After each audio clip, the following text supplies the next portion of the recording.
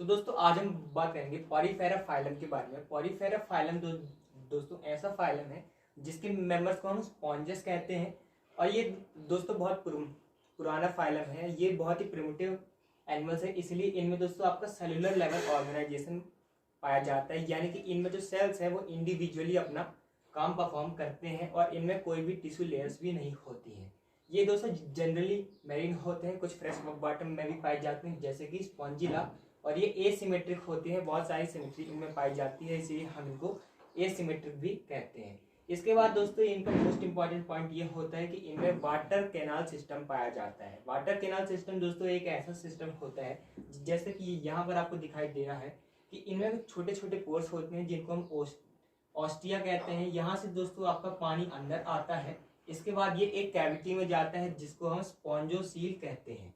इसके बाद दोस्तों क्या होता है कि जो पानी है वो अंदर आया है तो वो बाहर निकल जाता है एक कैविटी से जिसको हम ऑस्क्यूलम कहते हैं। और दोस्तों इनमें ये जो सिस्टम है, कैनाल सिस्टम है, ये दोस्तों 3 काम करता है जो आपको एनसीईआरटी में दिए हुए हैं। फूड गैदरिंग, रेस्पिरेटरी एक्सचेंज ये करता है और वेस्ट रिमूवल भी इसका काम होता है। डाइजेशन दोस्तों इनका इंट्रासेलुलर होता है, यानी कि सेल के अंदर इनका डाइजेशन पाया जाता है। एक और दोस्तों इंपॉर्टेंट बात है कि इनका जो एक्सोस्केलेटन है, इनमें एक बाहर एक्सोस्केलेटन पाया जाता है जिसमें जो आपके जो कंस्टिट्यूएंट हैं जो कि इस एक्सोस्केलेटन को बनाते हैं उनको हम स्पॉन्जिन फाइबर्स या फिर स्पिक्यूल्स कहते हैं। तो आप इतना नोट कर लीजिए। इसके बाद हम चलते हैं कुछ और प्रॉपर्टीज की ओर।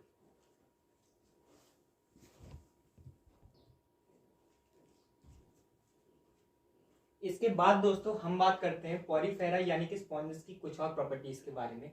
इनका जो मैंने आपको स्पॉन्जोसील बताया था जहां से पानी आपका एंटर होता है ऑस्टिया के बाद, तो दोस्तों इनमें क्या होता है, कुछ स्पेशलाइज सेल पाए जाते हैं जो कि सिर्फ इनमें पाए जाते हैं जिनको हम कोआनोसाइट्स कहते हैं। तो ये बहुत ही इंपॉर्टेंट फीचर इनका बनता है। ये दोस्तों क्या करते हैं, ये लाइनिंग करते हैं स्पॉन्जोसील की, और जो इनके अंदर जो कैनाल सिस्टम की जो कैनाल्स हैं उनकी ये लाइनिंग करते हैं। तो ये कोआनोसाइट्स और स्पॉन्जेस, ये रिलेशन आपको ध्यान में रखना है कि ये लाइनिंग करते हैं इनकी कैविटीज की। इसके बाद दोस्तों ये हर्माफ्रोडाइट होते हैं।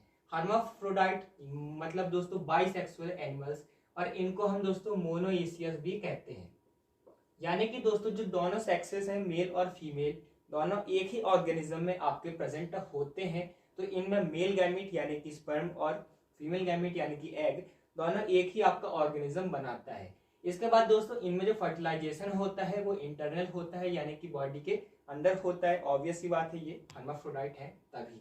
इसके बाद है लार्वा जो है दोस्तों, इनका मॉर्फोलॉजिकली डिस्टिंक्ट होता है एडल्ट से। यानी कि अगर एडल्ट आपका दोस्तों ऐसे दिखता है फॉर एग्जाम्पल, तो लार्वा जो है इसको बिल्कुल भी रिकॉग्नाइज नहीं करता है। लार्वा जो है आपको बिल्कुल अलग दिखता है एडल्ट से, इसलिए दिया हुआ है कि मॉर्फोलॉजिकली ये डिस्टिंक्ट होता है एडल्ट से।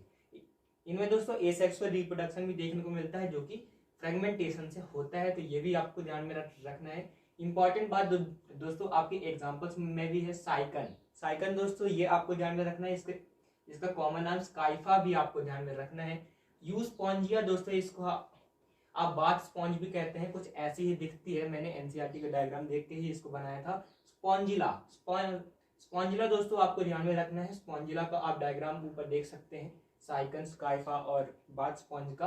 तो आप यहाँ पर देख सकते हैं कि जो स्पॉन्जिला है आपकी एक फ्रेश वाटर स्पॉन्ज है। तो ये भी आपको ध्यान में रखना है कि स्पॉन्जिला एक फ्रेश वाटर स्पॉन्ज है, ये आपसे पूछ सकते हैं। तब तक के लिए थैंक्स फॉर वॉचिंग, और आगे का वीडियो हम लाएंगे निडेरिया के ऊपर। इसके पहले आपने अगर बेसिस ऑफ क्लासिफिकेशन नहीं देखा है तो आप उसको डिस्क्रिप्शन की लिंक से देख लीजिएगा। अगर वीडियो इन्फॉर्मेटिव लगा हो, अच्छा लगा हो, तो चैनल को जरूर सब्सक्राइब कीजिएगा। ऐसे ही एनसीईआरटी भी एक्सप्लेनेशन हम लाते रहेंगे। Thanks for watching, keep learning.